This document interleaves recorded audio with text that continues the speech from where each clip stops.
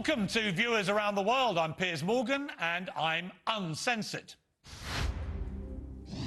As Nelson Mandela might have said, it's been a long walk to freedom of speech, but now I'm back with a nightly forum for fabulous guests, fearless debate, and yes, some fun. In fact, just before we came on air tonight, I received a wonderfully sincere good luck message from the world's funniest man.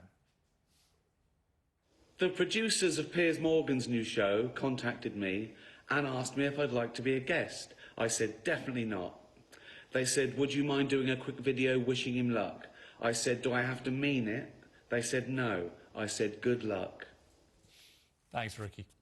Now, as you may have heard, I had a rather lively encounter with President Donald Trump, the most famous and divisive man in the world, present company accepted.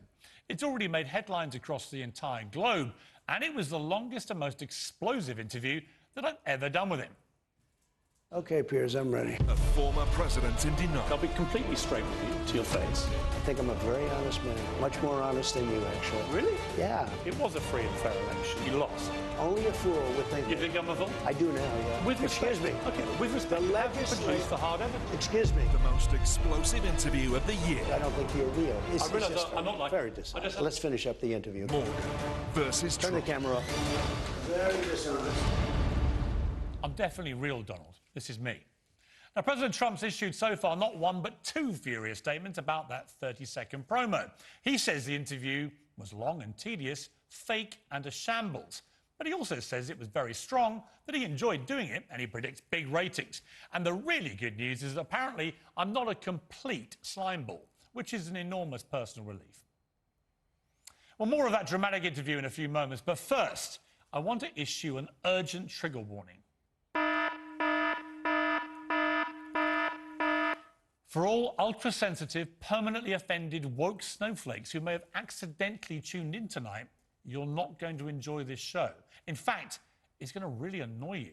It may even provoke trauma, because I'm going to be constantly celebrating the one thing you can't abide, free speech. And that's real free speech, not your kind of free speech, where only your opinions are allowed, and anyone with a different opinion has to be shamed, abused and cancelled, their careers and reputations destroyed. No, the free speech is supposed to be the bedrock of any real democratic society. The kind where it's okay to disagree. It's all right to respect and tolerate each other's views. It's even okay to go for a beer with someone you've just spent a whole hour arguing with about the burning issues of the day. Many great people have said many great things about free speech. So Winston Churchill said some people's idea of free speech is that they are free to say what they like, but if anyone says anything back, that is an outrage. President George Washington said if freedom of speech is taken away, then dumb and silent we may be led like sheep to the slaughter. But my all-time favourite came from the brilliantly fearless, provocative and much-missed polemicist Christopher Hitchens, who said, my own opinion's enough for me. Anyone who disagrees with this can pick a number, get in line and kiss my ass. My sentiments exactly. Nobody's getting cancelled on Piers Morgan Uncensored. This is a no-cancel zone. No opinion will be silenced, no debate will be off limits, no BS will be tolerated. And yes, if it's all right with you, we're going to enjoy ourselves. I couldn't put it better than my late great friend, the Australian cricket genius Shane Warne, one of the world's most iconic sportsmen. And in this politically correct day and age, we've just got to be a little bit careful, but sometimes just say, get stuffed to the fun police. Well said, Shane. You heard the man, fun police, get stuffed. My mission statement for this show is very simple. I'm going to cancel culture. I'll defeat this insidious, joyless societal scourge with those most effective of democracy-preserving weapons, common sense and truth. And that's the truth, by the way, not your truth, and definitely not Princess Pinocchio's truth. I'll always fight your corner. I'll always have your back. Well, unless you're illiberal liberals who want to wreck anyone with an opinion that you've ruled as offensive. Or cancel crusaders, rewriting history as one great sopping apology, conducting the Spanish Inquisition, sailing the internet on your purity purge, stamping your extremist views on the rest of the world with no tolerance for any discussion or debate. Or ideological imperialists waving your digital snitchforks, hounding good men and women out of their jobs and reputations because they tweeted something you didn't like. Or hypocrite celebrities pontificating about equality from their massive mansions and constantly preaching one thing while doing the complete opposite themselves. I think you know the type, right, Your Royal Highness? Or trans Trojans engulfing the internet in your flames of rage when women dare to say things like, women exist. Or internet excavators raking over ancient social media profiles in search of fossilised evidence that someone you disagree with wasn't Mother Teresa. Or prevaricating politicians who lie, cheat, break the law and blunder without accepting accountability. Or vegan virtue signalers who want to make mincemeat out of people like me for eating steak without seeing the irony. The one common trait of all these people is insufferable self-righteousness. They don't just think they're right, they know they're right. And anyone who says otherwise must be destroyed. Well, I've got some breaking news for you tonight. Nobody's right all the time. Not even me, although my record is admittedly better than most. It's okay to be wrong. It's all right to evolve your opinions when facts change. Whether you live in Britain, America, or Australia, it's time we went back to being real democracies. Silencing, censoring, no platforming, and cancelling people who disagree with you isn't democratic or liberal. It's actually a form of modern-day fascism, which, of course, they profess to hate. I've always loudly and proudly stood up for civil rights, women's rights, gay rights, and trans rights. I always will. I believe in fairness and equality for everybody. But that hasn't stopped the woke brigade branding me racist, sexist, homophobic, and transphobic. And that's some of the nicer things they call me. All abusively spewed from people with that disingenuous "be kind" hashtag in their Twitter bios. There's nothing kind about these awful people, nor any room for logic or reason in their perverse world of liberal authoritarianism. These are dangerous times for democracies built on free speech. We've regressed thousands of years back to the days when warring tribes of people who looked the same, sounded the same, dressed the same, and thought the same, marched around, spears out, baying for the blood of anyone remotely different to themselves. And I've reached a very unfortunate conclusion. The world's gone nuts. I mean, it has, right? With statues of Churchill, Mandela, and Gandhi all have to be boarded up in London's Parliament Square because woke imbeciles might trash them for being problematic. When tall, powerful, formerly male trans athletes are smashing records in women's sport. When pregnant men get an emoji, but women are called birthing people. When Snow White's prince is a sexual predator because for that kiss he didn't ask for consent. And when Mr. Potato Head has had his actual nuts removed. Night after night, I'll highlight this nonsense for what it is, nonsense. Because the world has gone nuts, and not even a global pandemic or a war in Europe seems to have snapped us all out of it. So let Piers Morgan Uncensored be your island of sanity, your department of common sense, the last refuge of the slammed. We're global, we're going to annoy all the right people, and I'm uncensored.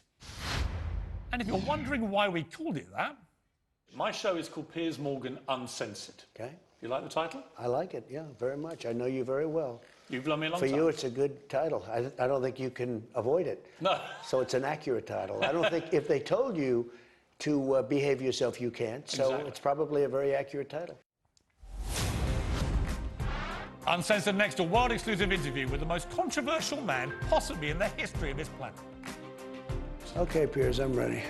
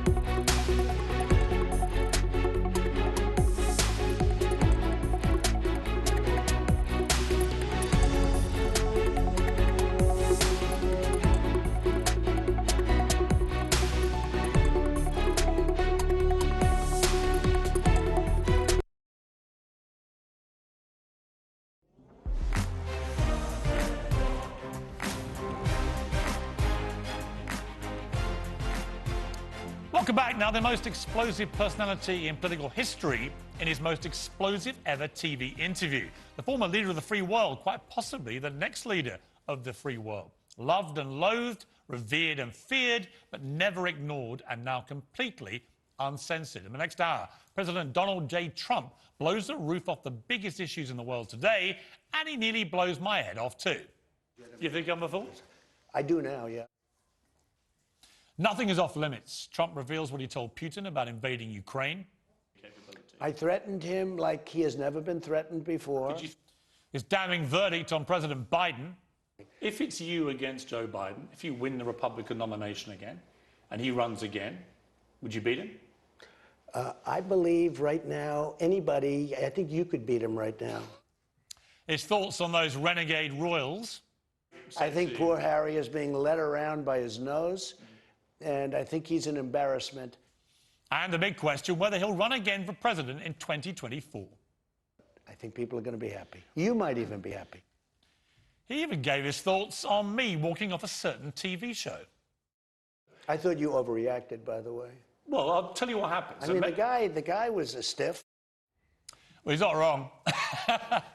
I've known Donald Trump for 15 years. I consider him to be a good friend, albeit one with as many flaws as qualities. We go back a long way to when I appeared in the Celebrity Apprentice TV show in 2008, and I did, well, modestly speaking, rather well. Piers, you're a vicious guy. I've seen it.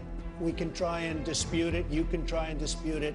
You're tough. You're smart. You're probably brilliant. I'm not sure. You're certainly not diplomatic. But you did an amazing job, and you beat the hell out of everybody. Piers, you're the Celebrity Apprentice.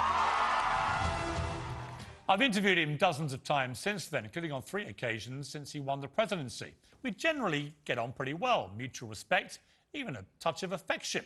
But this time was very different. Minutes before our interview at Trump's estate and home in Mar-a-Lago and Palm Beach in Florida, a truly dramatic moment. Trump was sent this dossier. This is the actual thing, of the worst things I'd said about him in the 2 years since his dire handling of the coronavirus pandemic, and even more dire refusal to accept losing the 2020 election, which sparked a deadly riot at the US Capitol.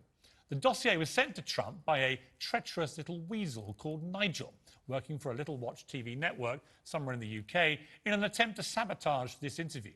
A sneaky plot that was to spectacularly backfire. These are just some of those quotes, and keep in mind that he summons me to his office and read them to me very slowly with increasing menace in his eyes. Trump's a supreme narcissist. His pathetic antics have been utterly contemptible. He's now acting like a mafia mob boss. President Trump needs to be removed from office. Now, to be clear, I meant what I said at the time, and I stand by it all now. But understandably, Trump was angry, furious, in fact. He cursed me as he read those quotes out and repeatedly threatened to cancel the interview. It was a bit like being back in the old Apprentice boardroom, moments away from possibly being fired. He shouted at me, "I thought we were friends. This is so disloyal. Why would you say all this about me?" So I told him, "I'm just being brutally honest." "Dishonest," he snapped, as he was to do again later. It was tense. It was touch and go. But he finally did agree to do the interview, and he didn't hold back. But then neither did I. He'd agreed to 20 minutes. We ended up going toe-to-toe for more than 70. And from the moment we sat down, I knew this would be the most explosive Trump interview I'd ever done. President Trump, well, first of all, how are you? Very good. We're doing well, and it's nice to be in Florida. We're sort of all over the place, but a lot of time spent in Florida. What is life like as an ex-president? Well, it's interesting. It's beautiful. It's complex sometimes. We have a lot of endorsements going out and have gone out. We've done very well on endorsing candidates that I think are very good, and they are very good. And we've taken people from who were not going to win, and now they're winning big. You're talking like somebody who feels he has unfinished business. Well, we did a really good job. We created an economy that was incredible, and now supply chain problems, inflation problems, gasoline selling for $5, $6, $7. Think of it, a gallon. When I left, it was under $2, and it was largely under $2 for a long period of time. $1.87, $1.67 at one point, and now it's $5, $6, $7, $8, depending on where you are, going up much higher. And we have a war that would have never happened if I was president. That war would have never happened. When the invasion started, you were quite praiseworthy of Vladimir Putin. You said he was a genius. This was a savvy move. That he was going in as a peacemaker. No, that's the fake news' version, no. Tell me the truth. When he built up soldiers on the border, I said, that's very smart, brilliant move, because I thought he was negotiating. When he went in, I said, no longer a brilliant move. When you see the scenes, Mr. President, of maternity hospitals being I think bombed, it's terrible, yeah. when you see refugees being attacked as they flee, grandmothers, children, babies, you see the decimation of previously prosperous cities living in a thriving new democracy. When you watch what's happening, I mean, do you agree with my assessment that Vladimir Putin is now an evil, genocidal monster? Yeah, but I also, You do? when I look at, I do, sure. And who wouldn't? What's happening is horrible.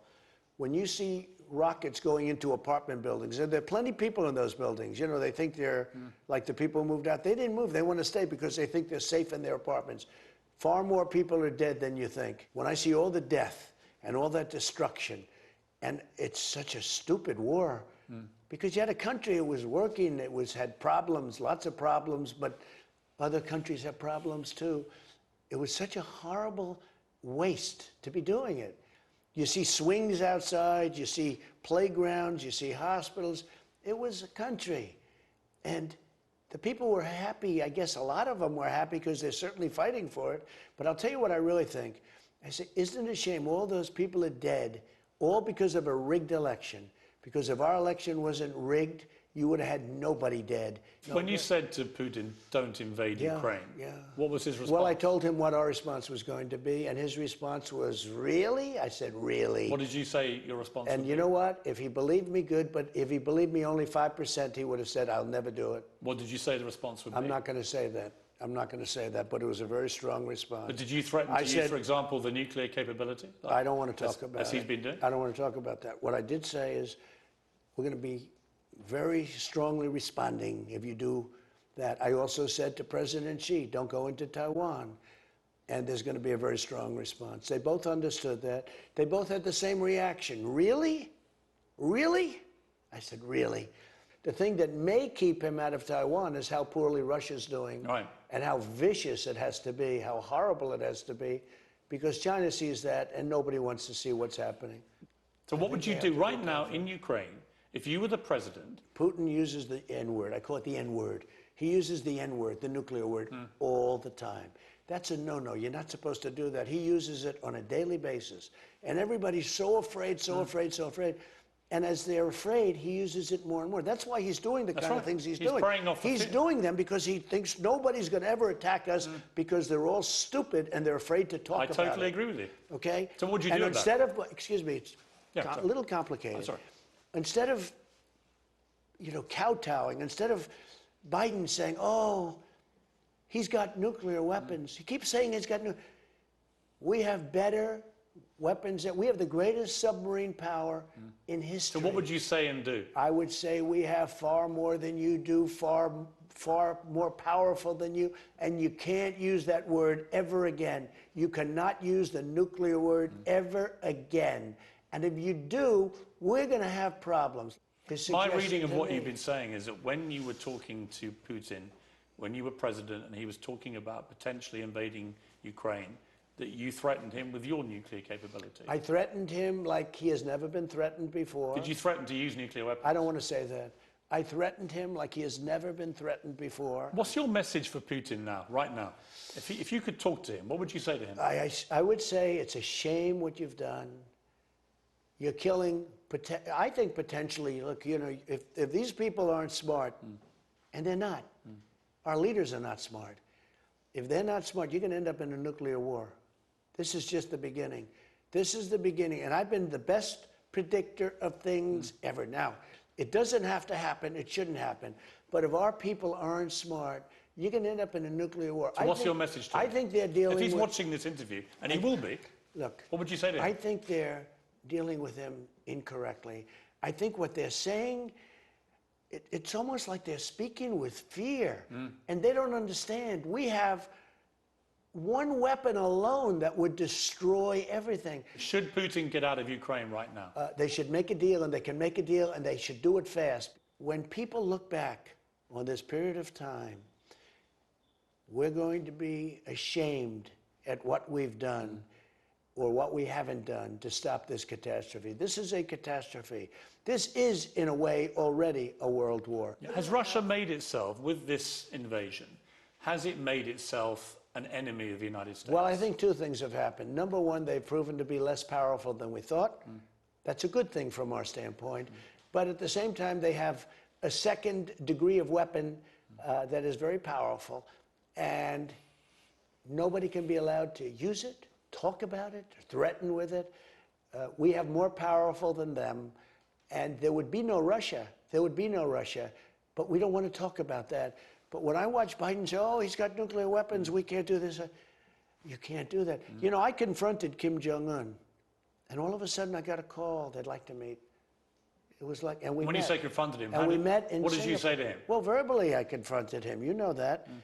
He said, I have a red button on my desk, meaning a nuclear button. I said, I have a red button on my desk too, but it's bigger and stronger than yours, and mine works. And they said, whoa, nobody's ever talked to us that way. I took a lot of heat when I said that. When you look back on your term in office, and there may be another one, we'll come to that. When you look back on the 4 years you were President of the United States, it was very polarizing in many ways, you know that. What do you think was your biggest success?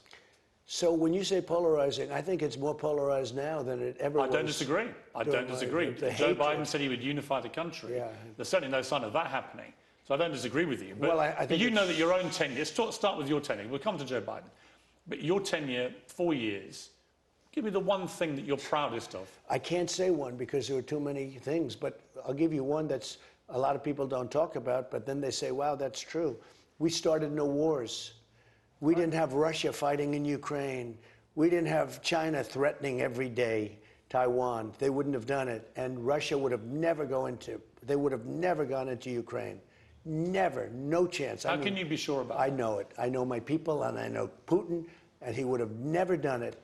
I think the Afghanistan withdrawal was so incompetent with the 85 billion and the dead soldiers. But to be clear, you wanted withdrawal. You wanted US sure. forces out of Afghanistan. I'm the one that started it. Right.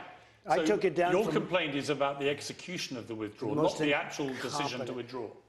Withdraw with strength and with dignity, but I was the one that got it down to 2,000 soldiers. How would you have done it if you'd still been president? Number one, very simple. I would have left the military to last. You don't take out the military first. We took out our military first.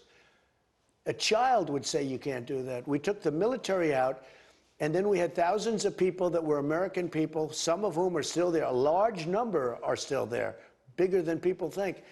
I have never seen anything so incompetent. And in my opinion, and by the way, not only the soldiers that were killed, we have horribly, horribly wounded soldiers, and leaving $85 billion of the best equipment in the world, best military equipment And in the world. leaving millions of Afghan women in the hands of the Taliban, correct. who have immediately taken them back to the Dark Ages. Correct, that's by gone. trashing their education, trashing their women's rights. It's all I mean, happened. that's an abrogation of a moral duty, isn't it? Yeah, it sure is. Do you think that it fueled Vladimir Putin's ambitions with the Ukraine invasion, Yeah. seeing what appeared to be America in surrender mode? Yes, I think that was the reason. I think that's why he did it. When they saw the way we acted in Afghanistan, the way we ran, like surrendered, and again, you have to understand, I had a very strong, very powerful relationship, powerful in the sense that they respected our country and me. There was no games with the Taliban and its leader, who's still their leader, by the way. And they would have never done this. I agree. We ran away. He said, hey, this is no longer Trump. I'm going to go in and take you. But let me and then it worked out to be not so good. Right. Uncensored next. Trump and I fall out over who's more honest. Yeah, I think I'm a very honest man. Much more honest than you, actually. Really? Yeah. I'm pretty honest. Because I don't think you're real.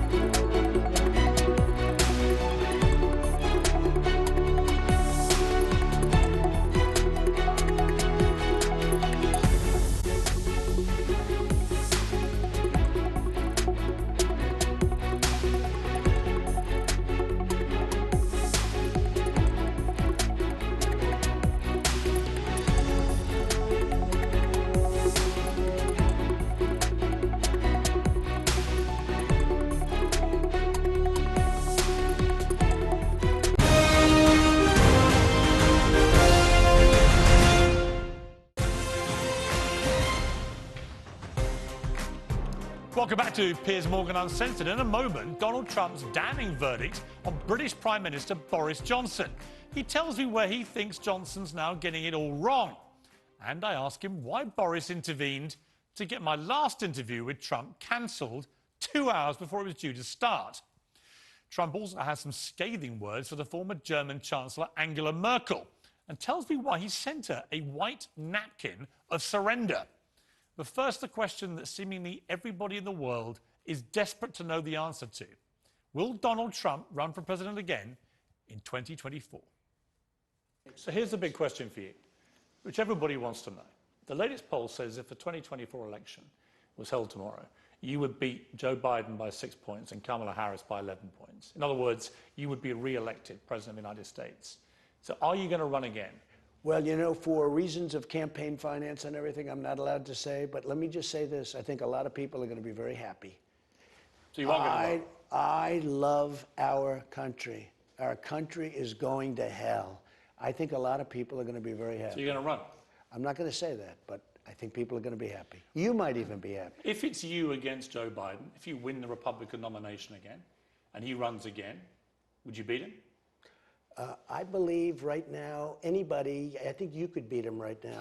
Our country's a mess. Our country has never been so disrespected. Our borders have never been so open.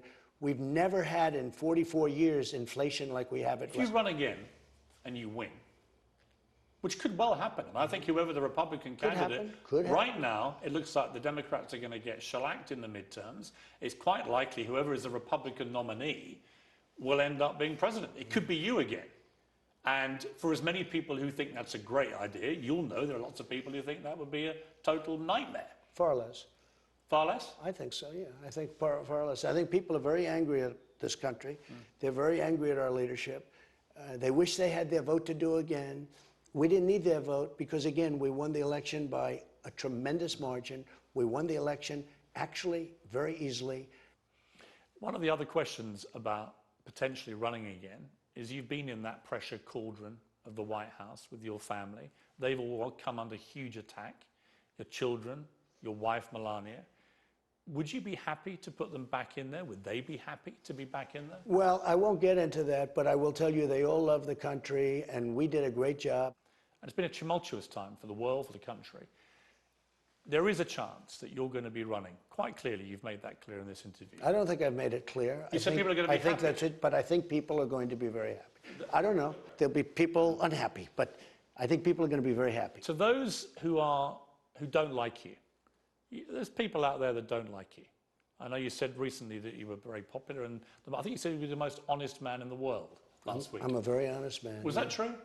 Yeah, I think I'm a very honest man. That's But true. to those who don't like you... Much more honest than you, actually. Really? Yeah. I'm pretty honest. Because I don't think you're real. Really? But, yeah, I think I'm a much more honest person in most ways, in most respects. Why am I not real? But we're not going to get into that. Let's finish up the interview. Go ahead. No, go ahead. My question was this. What message do you have to people who can't think of anything worse than you running again and will be distressed about it? Would you come back with all the experience you've had of being president? Would you come back a different person? Would you do things a bit differently? So I like this question in a certain way because I came in and I was attacked from day one unfairly. Russia was a hoax. The impeachment hoax, number one, number two. It was all a big hoax. The Mueller report. And I had to fight back, and I had to fight back strongly. And if I didn't fight back strongly, I wouldn't have survived. And I say it, and I say it loud. I had two jobs to do. Run the country really well, and the second was to survive. No other president went through this fake stuff. I only ask you, because when we did Celebrity Apprentice together, which I really enjoyed, and it was good. Yeah. When I did that with you, I saw a very different Donald Trump in the boardrooms for those hours every night. You were, you weren't as aggressive and confrontational. Except I wasn't under siege with phony Russia hunts. And by the way, I agree with you, but the Russia collusion thing was ridiculous. No, and many others. Right, but my point is, if you got a chance again, would we see more of that Donald Trump, do you think? Depends on how you're greeted. But if you're greeted unfairly, you have to be tough and you have to fight. I would like that. I would much prefer that. But it depends on how you're greeted. But I would do, and I say this, our country's in trouble. something has to happen. And if it doesn't happen, and if we don't have smart leadership, you're going to end up with no world. The world is going to be blown to pieces. We have stupid people now running our country. The world is going to be blown to pieces. Well, it's a cheery thought, isn't it? And a ferocious verdict on the United States under President Joe Biden in his first term in the Oval Office. But what about Britain under the leadership of Boris Johnson? And why did Johnson cancel my interview with Trump a few days before his 2019 UK election? There's some interesting answers. But first, Trump's utterly withering verdict on former German Chancellor Angela Merkel. They never got on well, and perhaps you can now understand why.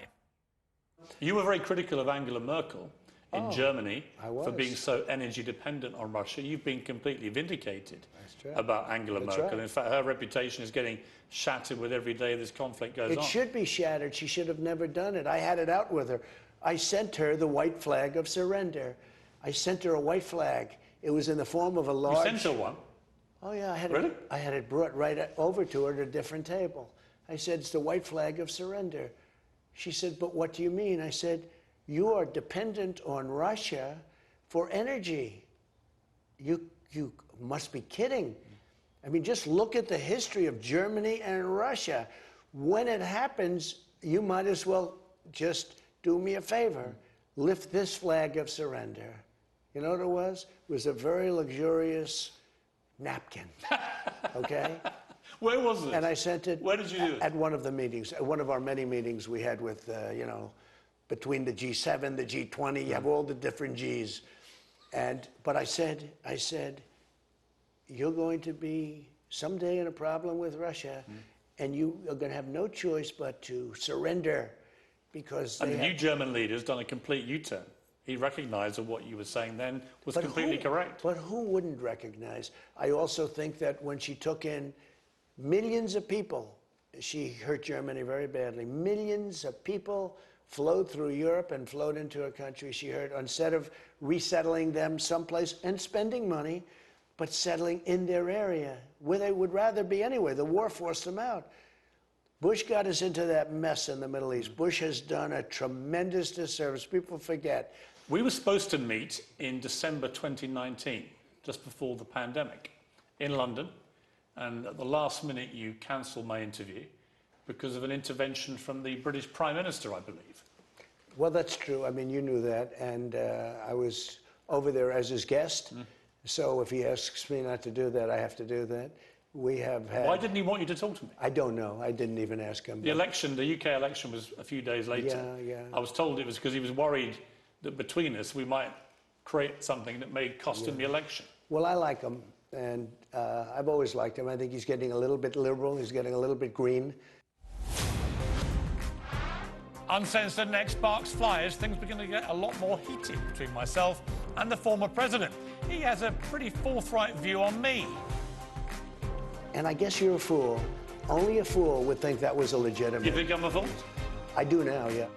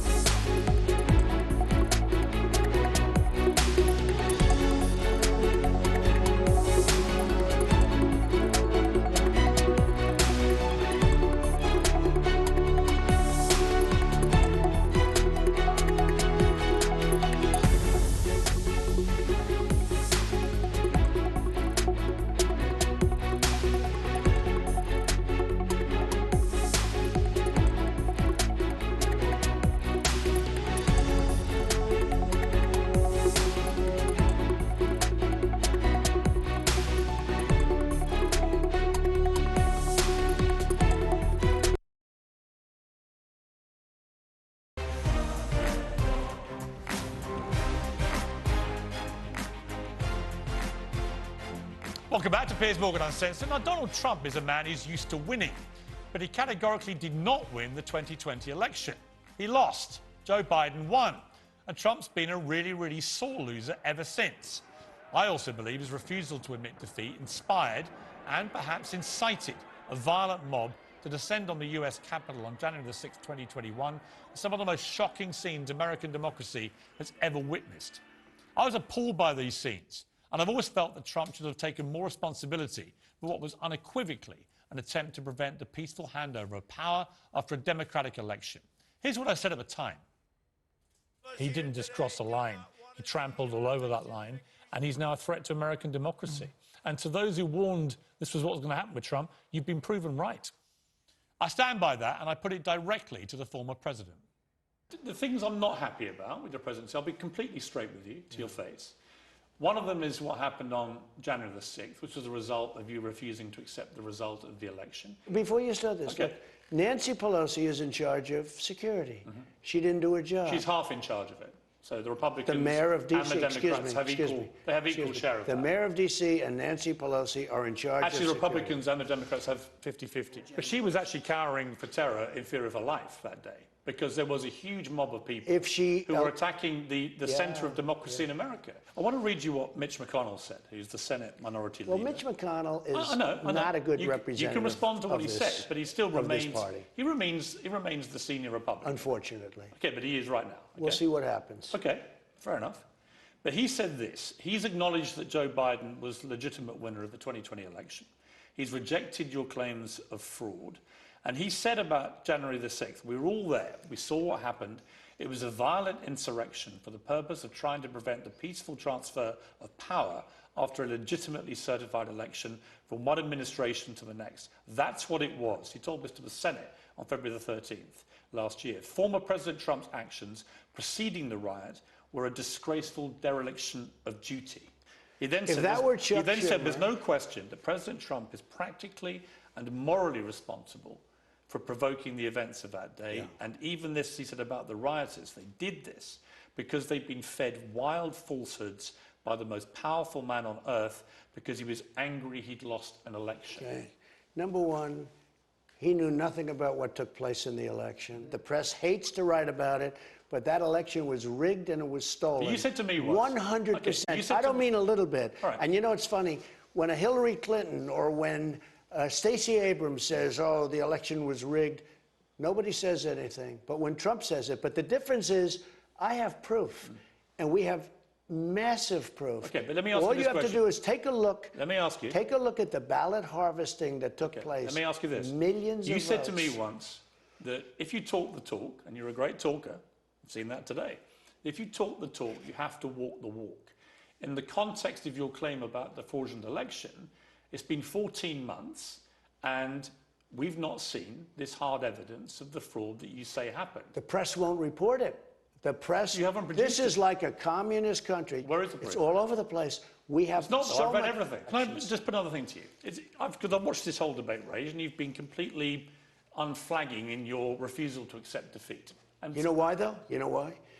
Because if our country doesn't have fair and free elections, and if our country doesn't have borders, we don't have a country. Okay. We have crooked, corrupt elections. But here's what I would say to you. And I've proven it. Here's what I would say to you. I believe it was a free and fair election and that you lost. You don't really believe that? That's my belief. All right, well, then you're a fool. However, then you're a fool. Maybe I am a fool. Maybe I'm the fool in this conversation about And it. you're a fool and you haven't studied it. Okay, I have studied it. Well, maybe I am a fool, but of course I've studied it. I've read a lot about what happened with the 2020 election, and I've seen no hard evidence, like I told him, that there was substantial voter fraud. Nobody has seen that. But the bottom line with all this is Trump seems to me to be fighting on the wrong hill about why he was treated unfairly in 2020. There's another argument that he could produce, which I think has a lot more merit. Just 3 weeks before the election, the New York Post published a sensational front-page story about Hunter Biden, son of the now president, Joe Biden. Emails found on Hunter's abandoned laptop contained proof that he sold influence while his father was vice president. But the liberal-run social media giants squashed the scandal, with Twitter and Facebook shamefully blocking the Post scoop. They even stopped the Post having an account. And mainstream media dismissed it all as Russian disinformation. So none of them reported it properly. And some believe that if they had done, it could have swung the election in Trump's favour. In other words, if more people had known about this story, if more people had scrutinised this story, if it hadn't been so wrongly censored, then they might have voted differently or stayed at home. I put this to President Trump.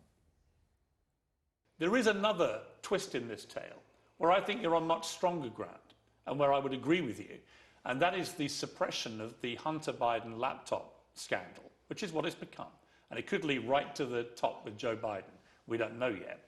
But it seems to me that the way that mainstream media and the tech giants conspired to suppress that story, literally removing it from social media platforms, 17 not points. reporting it, not chasing it, 50 senior people coming out saying this was Russian disinformation, all complete nonsense.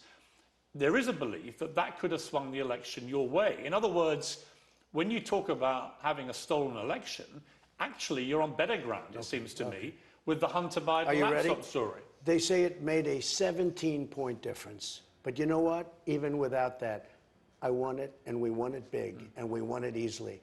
It was so corrupt, and it was so corrupt in Wisconsin that they're saying, what do we do? They don't know what to do. They caught him. So only a fool, and I guess you're a fool, only a fool would think that was a legitimate. You think I'm a fool? I do now, yeah. Frank Sinatra said the best revenge is massive success. Isn't your best revenge, rather than talking constantly about the last election? I don't talk constantly, but you brought it up. You do, you do. You brought it up. Come on, it eats away at you. Excuse me. You brought it up, I didn't. I don't talk about it very much. I do say it was rigged. Mitch McConnell is stupid, and he shouldn't have allowed it to happen, but he did.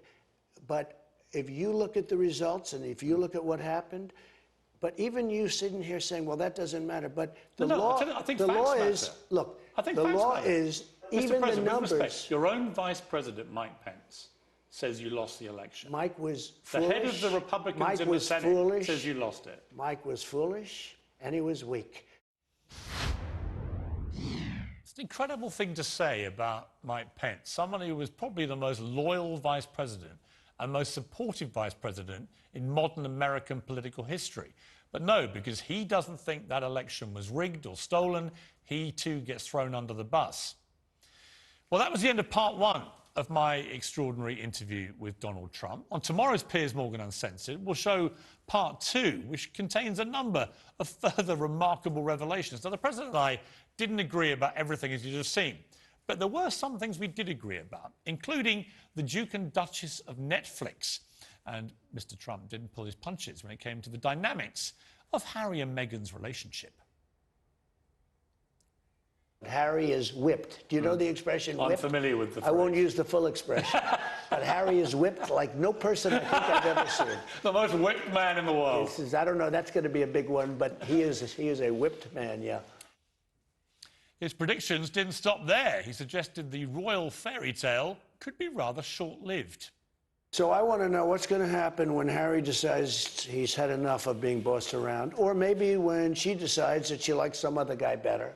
I want to know what's going to happen when it ends, okay? You think it's going to end? I do. I've been a very good predictor, as you know. I predicted almost everything. It'll end, and it'll end bad. And I wonder if Harry's going to go back on his hands and knees back into the beautiful city of London and say, please, you know, I think Harry has been led down a path. So not a fan of the Duke and Duchess of Sussex, but Donald Trump is a great fan of other members of the royal family, including Her Majesty the Queen and Camilla, the Queen in Waiting. She was on my right, the Queen was on my left, and I said, Queen, I really have to talk to Camilla for a little while, too. You know, we couldn't break apart. And I talked to Camilla, and Camilla was so nice. You know, different than I thought. She was funny, she was smart, quick. There was one other quite simple question I wanted to put to Donald Trump. It's one that's troubled many politicians at the moment. And it's this: what is a woman? This was his reply. A woman is somebody that swims at a certain time and doesn't get beaten by 38 seconds by somebody that wasn't even a good swimmer as a male. And as Elon Musk has made his bid to take over Twitter, This is Donald Trump's response to what he perceives to be the hypocrisy of the social media platform. Things they did, which I think are really contentious. One, they've continued to ban you from the platform, but they allow Vladimir Putin to have a Twitter account. They allow the Supreme Leader of Iran to have a Twitter account. They allow a number of Taliban leaders to have a Twitter account. I don't see how they can square off allowing those people to have their platform, but not a former President of the United States. Do you know why? Because they're sick. They're mentally ill. Well, Trump even gives his forthright take on my walkout from Good Morning Britain. I chose the title because I lost my last job, I saw that. The Good Morning Britain show. I thought you overreacted, by the way. Well, I'll tell you what happened. I mean, the guy was a stiff. Oh, no, it wasn't about him. You didn't have to do. It wasn't actually about the walkout. So here's you made it about him. He probably got a nice raise. You're right about that. But he's not wrong. There's been an enormous amount of speculation and uproar, of course, about the way the interview ended. Much of it fueled by President Trump himself, after he basically called it a rigged promo. Did he storm out or didn't he? It's a bit more complicated than that. One thing's for sure, it was a pretty acrimonious final few minutes, and he did indisputably leave the room in a stinking temper. I haven't mentioned... That's it. No, yeah. No, I realise that. I realise I'm not like... Very dissent. I just haven't asked you You're about... very dissent. This was a 20-minute interview. Oh, I'm sorry. Listen, this was a 20-minute interview. Don't you think? I think it's fine. It's fine. I haven't asked about... It's fantastic in Europe. Let's finish up the interview. Turn the camera off. Very dishonest. Doesn't look that cheerful, does it? Well, tomorrow night I'll show you that ending in full. And also this week, another explosive interview with my good friend, the TV superstar Sharon Osbourne, in a remarkably revealing and heart-rending account of what happened to her when she got cancelled for defending me over the Meghan Markle debacle. Sharon lost her job. She was subjected to disgusting vitriol, even horrific death threats, all for saying that I was entitled to have an opinion. But now she's back, and I'm going to uncancel her on this show so that she can now go back where she belongs and be the queen of TV.